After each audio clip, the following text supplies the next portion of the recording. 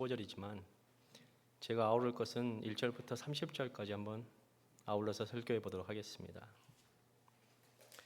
수가성 우물가에서 예수님을 만난 사마리아 여인의 이야기는 복음서 가운데서도 가장 널리 알려진, 너무나도 잘 알려진 사건입니다. 우리는 이 여인을 거의 자동적으로 이렇게 기억합니다. 남자를 5이나 바꾸고 6번째 남자와 살던 부정한 여자, 쾌락을 쫓아 실패한 죄 많은 여인. 그런데 성도 여러분, 이 이미지는 성경이 실제로 말하는 것일까요? 아니면 오랫동안 교회가 만들어온 해석의 틀에 우리가 갇혀 있었던 건 아닐까요? 본문을 천천히 깊이 들여다보고 그 시대의 사회적, 문화적 배경을 대조해 보면 우리가 알고 있던 그 여인의 본 모습이 드러날 것입니다. 저는 그 여인의 본 모습을 여러분과 같이 한번 찾아가 보도록 하겠습니다. 고대 팔레스타인 사회에서는 여자가 남편을 스스로 바꿀 수 있는 권한이 거의 없었습니다. 이용권은 오직 남편에게만 있으며 때로는 사소한 이유로도 여인들은 버림받았습니다. 이 수원법이라고 해서 남편이 죽으면 그의 형제와 계속 결혼해야 하는 제도가 존재했었습니다. 여러분도 잘 아실 것입니다. 그렇다면 남편 5이라는 말은 쾌락과 음란의 역사가 아니라 5번이나 무너진 가정을 맞이해야 했던 눈물과 상처의 역사일 것입니다. 그리고 오늘 본문에 보면 예수님께서는 그 여인의 과거를 들추어 정죄하지 않으십니다. 물론 남편에 대해서 얘기는 합니다. 그런데 이 여인이 어떻게 대답하냐? 저는 남편이 없습니다 라고 대답합니다. 여러분도 잘 알다시피 이 여인이 지금 남편이 없습니까? 아닙니다. 6번째 남편이 있습니다. 그럼에도 불구하고 남편이 없다라는 그 말에 예수님은 이렇게 말씀하십니다. 17절과 18절 말미에 보면 내 말이 옳다, 내 말이 참되도다 라고 그 진실한 고백을 인정해 주십니다. 그뿐만 아니라 우리가 예상하지 못한 장면이 하나 등장합니다. 이 여인은 예수님께 자신의 죄를 고백하지 않았습니다. 자기 인생의 부끄러움도 해명하지 않습니다. 그런데 이렇게 예수님께 묻습니다. 오늘 본문 4장 20절에 보면 우리 조상은 이 산에서 예배하였는데 당신들은 예루살렘에서 예배해야 한다 하더이다. 한번 생각해 보십시오. 우리가 알고 있던 쾌락을 쫓던 여인의 질문이 맞습니까? 어떻게 쾌락을 쫓는데 예배를 얘기할 수 있습니까? 중요한 건 이 여인은 예배의 본질적인 문제를 예수님께 물어봅니다. 이 질문을 오랫동안 하나님을 찾았고 예배를 드리고 싶어 했으나 삶의 현실 속에서 길을 잃어버린 그 한 사람의 절망적인 갈망의 고백입니다. 그녀는 정죄받아 마땅한 여인이 아니라 어디서 하나님께 예배를 드려야 하는지, 어떻게 하나님을 올바르게 찾을 수 있는지 오랫동안 고민해온 상처 입은 한 여인입니다. 예수님은 바로 그 여인에게 복음서 최초로 이렇게 말씀하십니다. 내가 말하는 내가 그다. 여기서 그가 뭡니까? 메시아다. 유대의 종교 지도자들에게도 제자들에게도 심지어 니고데모에게도 하지 않았던 말씀을 가장 먼저 이 이름 없는 여인에게 말씀하십니다. 그리고 그 여인은 사람들의 시선을 피해 정오의 오후 우물가를 오던 여인이 아니라 물동이를 버려두고 마을로 달려가 예수님을 증언하는 증인으로 바뀌어버립니다. 이 모든 사실을 종합하고 나면 한 가지 중요한 질문이 남아 있습니다. 우리는 왜 이 여인을 그렇게 빨리 죄인으로 규정했을까? 그리고 우리는 지금도 그렇게 사람들을 쉽게 판단하고 있지는 않나? 본문은 사마리아 여인의 인생을 다시 보게 할 뿐만 아니라 사람을 바라보는 우리의 시선과 신앙적 태도까지도 예수님 앞에서 다시 세우도록 우리를 초대합니다. 오늘 우리는 이 본문을 통해 단순한 한 여인의 과거를 해부하는 것이 아니라 예수님이 어떻게 상처 입은 인생을 읽어내시는지, 하나님이 어떻게 사람을 참된 예배자로 부르시는지, 복음이 한 사람을 어떻게 증인으로 변화시킨지를 살펴보고 싶습니다. 이 본문으로 들어가 보면 첫 번째 뭐를 알 수 있냐? 예수님은 상처 입은 인생을 정죄하지 않고 회복시키십니다. 수가성 여인은 사람이 기억하는 것처럼 육체적 쾌락에 빠진 여인이 아니었습니다. 그녀는 5번이나 가정을 잃었고 고대 사회 구조의 한계 속에서 자기의 의지와 상관없이 6번째 관계로 떠밀러 온 여인입니다. 그러나 사람들은 이렇게 말했을 것입니다. 분명히 저 여인이 뭐 문제가 있었을 거야. 아니 저 사람한테만 가면 왜 이렇게 남자들이 그렇게 못 버티고 다 죽어?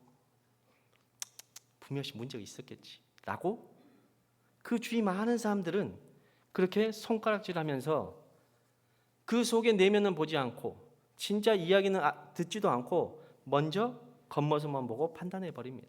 그래서 이 여인은 정오의 가장 뜨거운 시간, 사람들이 아무도 나오지 않는 시간에 홀로 물을 길러 나옵니다. 그녀는 사람을 피하고 싶었습니다. 아니, 사람의 시선이 아니라 사람들의 오해가 더 그녀를 괴롭게 했습니다. 하지만 그날 우물가에서 예수님을 마주한 순간 그녀가 들은 첫 번째 음성은 그 사람들과 똑같은 정죄가 아니라 이해였습니다. 이해. 예수님은 그 여인을 만나고 이해해 주십니다. 예수님과 여인의 대화를 들여다보면 물을 가지고 대화하다가 14절에 보면 이렇게 말합니다. 내가 주는 물을 마시는 자는 영원히 목마르지 아니하리니 내가 주는 물은 그 속에서 영원토록 솟아나는 샘물이 되리라 하니까 이 여인은 기다렸다는 듯이 그 물을 달라고 요청합니다. 그 요청에 엉뚱하게 갑자기 남편을 불러오라고 말씀하십니다. 그녀는 남편이 없다고 대답합니다. 그런데 그녀는 5명의 남편을 지나 6번째 남편이 있었습니다. 만약 그 자리에 그 여인과 예수님 말고 그 수가성에 다른 사람들이 있었다면 분명히 이렇게 말했을 것입니다. 아니요, 네 남편 있잖아. 분명없이 너 남편 있잖아 라고 얘기했을 것입니다. 그런데 예수님은 그 여인이 남편이 없다는 말에 아까도 얘기했듯이 17절 말미에 뭐라고 얘기합니까? 내 말이 옳다. 18절에서는요, 내 말이 참되다. 예수님께서는 이렇게 말씀하신 것은 그녀의 과거를 들추어 부끄러움을 드러내신 것이 아니라 그녀의 심장 깊숙이 있었던 그 아픔을 읽어내시고 이해하셨고 위로하신 것입니다. 그녀의 나는 남편이 없나이다라는 고백은 핑계나 거짓이 아니라 저는 더 이상 사랑할 힘도 사랑받을 자격도 소망도 없는 사람이라는 고백이었습니다. 예수님은 그 고백을 가장 먼저 인정해 주십니다. 사람들은 이 여인을 외면했지만 예수님은 그 여인의 진짜 이야기, 그녀도 설명할 수 없었던 내면의 고통을 예수님은 정확하게 읽어내십니다. 사랑하는 성도 여러분, 예수님은 우리의 상처를 이용해서 우리를 정죄하기 위해 오신 분이 아니십니다. 상처의 진짜 의미를 읽어내고 그 위에 새로운 생명을 불어넣기 위해 예수님께서 오셨습니다.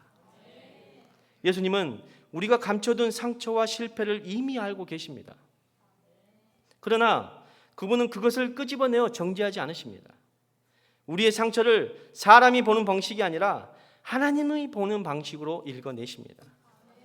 그래서 예수님은 너가 어떻게 그럴 수 있느냐가 아니라 내가 안다. 너의 이야기를 내가 안다 하시며 예수님은 여기 있는 우리 모두도 죽게 나온 모든 사람들도 그렇게 이해하여 주십니다. 이 여인을 보면 생각나는 한 인물이 있습니다. 바로 삭개오입니다. 여러분 삭개오에 대해서 한 번쯤은 설교를 통해 들으셨을 것입니다. 누가복음 19장에 나오는 삭개오. 삭개오는 사람들이 싫어합니다. 우리말로 표현하면 친일파. 그러니까 로마의 압제의 그 선봉주자. 자신의 백성들의 고열을 빨아서 로마를 먹이는 정말로 그 자기 백성들에게는 눈에 가시인 존재. 그런데 예수님께서 오셔서 이 삭개오에게 오늘 내가 너희 집에서 유하여야겠다, 묵어야겠다 하시니까 이제 주위 사람들이 웅성웅성되기 시작합니다. 아니, 저 죄인의 집에 들어간다고? 그런데 더 신기한 일이 일어납니다. 예수님께서 삭개오의 집에 유하셔서 삭개오의 이 대답이 굉장히 신기합니다. 이 19장 8절에 보면 제가 한번 읽어드리겠습니다. 삭개오가 서서 주께 여짜오되 주여 보시옵소서, 내 소유의 절반을 가난한 자들에게 주겠사오며 만일 누구의 것을 속여 빼앗은 일이 있으면 네 갑절이나 갚겠나이다. 사랑하는 성도 여러분, 예수님이 언제 돈 갚으라 했습니까? 아니, 돈 나눠주라 했습니까? 우리 성경에서 잘 알다시피 그 부자 청년이 와가지고 어떻게 하여 구원 얻냐 물어보니까, 그래 너 정말로 율법 잘 지켰다, 네 것 다 팔아가지고 가난한 사람 나눠주고 날 따라와라 하니까 그 부자 청년 어떻게 됐습니까? 근심한 채로 돌아갔어요. 그렇게 예수님이 부자 청년에게 말했던 것처럼 직접적으로 이 삭개오에게 말하지 않았습니다. 그냥 집에 갔어요. 그런데 어떤 예수님을 만나자 이 감동이 일어나니까 자기도 모르게 입에서 고백이 나옵니다. 자신의 절반을 다 가난한 사람 줘버리겠대요. 만약에 이것을 속여 빼앗는 일은 네 갑절에 갚겠대요. 어떻게 이런 일이 일어날 수 있습니까? 사랑하는 성도 여러분, 그것은 다른 걸로 설명이 안 됩니다. 예수님을 만나면, 우리도 역시 마찬가지입니다. 예수님을 만나면 자신도 모르게 자신 입으로 고백이 나옵니다. 회개가 터져 나오고, 그리고 정말로 그동안 자신이 했던 모든 과거가 다 돌아보게 되며 그 모든 순간순간에 정말로 주님이 나와 함께 하셨구나라는 것을 느끼게 됩니다. 그렇기 때문에 굳이 예수님께서 너 왜 이렇게 죄 많이 지었냐라고 말씀하지 않으셔도 예수님이 찾아오시면 우리는 이미 압니다. 우리도 살다 보면 그렇잖아요. 어쩔 수 없어서 하면 안 되는 줄 알면서도 중매 없이 주님께 내가 주님 이거 다시는 하지 않겠습니다 해놓고서도 그럴 때가 있어요. 잘못할 때가. 그래가지고 나와가지고 예배를 드리는데 또 하필 목사님이 또 나 들으라고 말하는 것처럼 그렇게 말씀으로써 말할 때가 있습니다. 거기에 섭섭할 필요가 없습니다. 왜? 주님이 담임 목사님을 통하여서 말씀하시는 것입니다. 성령님의 감동으로 그 사람에게 말씀하여 주시는 것이에요. 섭섭할 필요가 없는 것이 섭섭할 필요가 없고 그저 우리는 그 자리에서 주여 잘못했습니다, 나의 죄를 용서하여 주시옵소서라고 회개를 하면 되는 것입니다. 예수님은 상처 입은 인생을 정지하지 않으시고 회복시키십니다. 이 예수님이 항상 여러분들에게 찾아오시기를 간절히 소망하시기 바랍니다. 오늘 말씀을 통해서 알 수 있는 두 번째는, 하나님은 완벽한 자가 아니라 참된 예배자를 찾으십니다.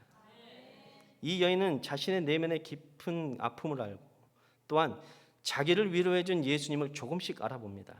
처음에는 예수님을 유대인으로 알다가 19장에 보면 이 유대인에서 뭘로 바뀌냐? 선지자로 바뀝니다. 그리고 이 여인이 예수님께 던진 질문은 놀랍습니다. 아까도 얘기했듯이 20절에 보면 우리 조상들은 이 산에서, 그리심산을 말하는 것입니다, 예배하였는데 당신들의 말은 예배할 곳이 예루살렘에 있다 하더이다. 우리는 흔히 이 질문을 주제를 회피하기 위한 질문, 자기 죄책감을 피하려는 말로 이해할 수도 있습니다. 하지만 본문과 여인의 배경을 종합해 보면 이 질문은 훨씬 깊고 진지합니다. 그녀는 오랫동안 예배에 대한 갈망이 있었습니다. 그리고 갈등도 있었습니다. 그래서 그녀는 이렇게 질문한 것입니다. 이렇게 예배를 드려왔는데 왜 내 삶은 계속 무너져 내릴까? 하나님께 예배드리는 자리가 여기인가? 아니면 저기인가? 이렇게 질문하는 것입니다. 이 질문은 죄인의 질문이 아니라 온전히 예배를 드리고 싶은 자의 질문입니다. 그때 예수님은 성경 전체에서 가장 중요한 예배의 본질을 이 여인에게 알려줍니다. 23절에 보면 아버지께 참되게 예배하는 자는 영과 진리로 예배할 때가 오나니 곧 이때라. 아버지께서는 자기에게 이렇게 예배하는 자들을 찾으시느니라. 아멘. 이 말씀은 선언이었습니다. 하나님은 흠 없는 사람을 찾지 않으십니다. 하나님은 상처 입었지만 하나님을 찾는 사람들을 찾으십니다. 그녀가 이미 상처를 안고 외면받으면서도 하나님을 찾고 있는 참된 예배자이기 때문에 이 여자가 그러면 어떻게 참된 예배자냐? 그것을 근거하는 구절이 25절입니다. 25절에 보면 여자가 이렇게 말합니다. 여자가 이르되 메시아 곧 그리스도라 하는 이가 오실 줄을 내가 아노니 그가 오시면 모든 것을 우리에게 알려주시리이다. 이 여인은 예수 그리스도를 기다리고 있었습니다. 기다리고 있었던 그녀에게 예수님께서 말씀하십니다. 내게 말하는 내가 그다. 메시아다. 사랑하는 성도 여러분, 하나님은 어떤 사람을 찾으시는가? 성공한 사람? 아닙니다. 죄 없는 사람? 아닙니다. 완벽한 의인? 아닙니다. 하나님이 찾으신 사람은 누구입니까? 마음이 상한 자, 그러나 하나님을 찾는 자. 겉은 무너졌지만 내면에 여전히 예배를 붙들고 그것으로부터 인해서 다시금 회복되기를 원하는 그 한 사람을 하나님은 찾으십니다. 하나님은 우리가 눈물로 드리는 예배, 상처 속에서도 부르짖는 기도, 쓰러진 자리에서 드리는 서툰 찬양을 가장 기뻐하십니다. 하나님은 그 참된 예배를 찾으십니다. 그리고 그 예배자는 완벽한 사람이 아니라 부서진 영혼으로 자기가 할 수 있는 것이 아무것도 없다라고 여기는 그 한 사람. 나는 안 됩니다. 아버지께서 해주시지 않으면 안 된다라는 그 한 사람을 하나님께서는 친히 찾아와 주십니다. 그분이 그 한 사람이 저와 여러분 되기를 간절히 소망합니다. 오늘 본문의 말씀을 통해서 알 수 있는 세 번째는 뭐냐? 복음은 상처 입은 한 영혼을 증인으로 변화시킵니다. 예수님을 만난 여인은 이전과는 완전 다른 존재가 되어버립니다. 가장 상징적인 장면이 이것입니다. 28절에 보면 여자가 물동이를 버려두고 동네로 들어가서 사람들에게 이르되, 그녀의 삶의 무게를 상징하던 물동이, 그녀를 정오의 우물까지 끌고 오던 그 짐을 그 자리에서 내려놓습니다. 그리고 그렇게 무서워했던 사람들 사이로 달려갑니다. 그리고 이렇게 자랑합니다. 29절에 보면 내가 행한 모든 일을 내게 말한 사람을 와서 보라. 이는 그리스도가 아니냐 하니. 그녀는 사람들을 피해 다녔던 여인이었습니다. 그러나 이제는 사람들 속으로 뛰어들어갑니다. 자신을 조롱하던 사람들 앞에서 가장 먼저 예수님을 증언하는 한 사람이 됩니다. 왜일까? 어떻게 이럴 수가 있을까? 그것은 예수님이 그녀의 상처를 낙인이 아니라 사명으로 바꾸셨기 때문입니다. 더 이상 과거의 그녀는 수치가 아닙니다. 더 이상 인생의 실패는 그녀의 족쇄가 되지 못합니다. 그녀의 상처는 이제 복음의 빛을 비추는 창문이 되어 우리는 반사체로서 그렇게 그 여인은 비쳤던 것입니다. 사랑하는 성도 여러분, 이제 말씀을 좀 마칠까 합니다. 수가성의 우물가에 시작된 짧은 대화는 한 여인의 운명을 바꾸었을 뿐만 아니라 복음이 사람을 어떻게 변화시키는지 보여주는 가장 아름다운 장면이었습니다. 우리는 이제 이 여인을 더 이상 죄 많은 여자라고 단순하게 부를 수 없습니다. 왜냐하면 예수님은 우물가에서 그녀의 실패를 들추어 수치를 주려고 하지 않으시고 오히려 내 말이 옳다, 내 말이 참되다 말씀하셨습니다.